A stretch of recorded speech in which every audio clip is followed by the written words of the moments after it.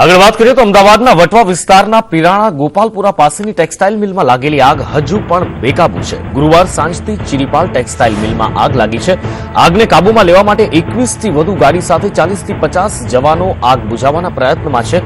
ત્યારે અત્યાર સુધીમાં લાખો લીટર પાણીનો ઉપયોગ થઈ ચૂક્યો છે, તો મિલમાં ધુમાડો બહાર જાય તેવી કોઈ જ વ્યવસ્થા નથી। મહત્વનું છે કે ચિરીપાલ ગ્રુપની કંપનીઓમાં છાશવારે આવી શંકાસ્પદ આગોના બનાવ સામે આવતા અનેક સવાલ ઉભા થયા છે। ચિરીપાલ ગ્રુપની કંપની ટેક્સટાઇલનું જ નહીં પણ આગ લાગવાનું કારખાનું હોય તેવું લાગી રહ્યું છે।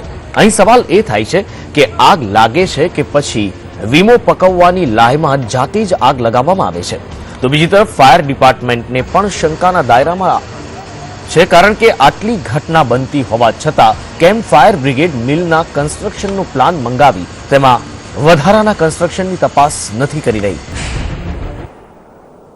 ચિરીપાલ ટેક્સટાઇલ પીપળજ રોડ ઉપર અને આખું પ્રોસેસિંગ યુનિટ છે, એમાં એ લોકોનો જે પ્રોસેસિંગ પાર્ટ છે અને પ્લસ ગોડાઉન છે જેમાં પોલિસ્ટર યાર્નનું finish product, semi finish product અને પ્રોસેસ ચાલે છે, એ કમ્પ્લીટલી આગમાં ઘેરાઈ ચૂક્યું હતું। આપણે ત્યાંથી 28 વોટર બાઉઝર અને 8 ફાયર ટેન્ડર કામે લાગેલ, 150 માણસ ઉપરાંતનો સ્ટાફ છે।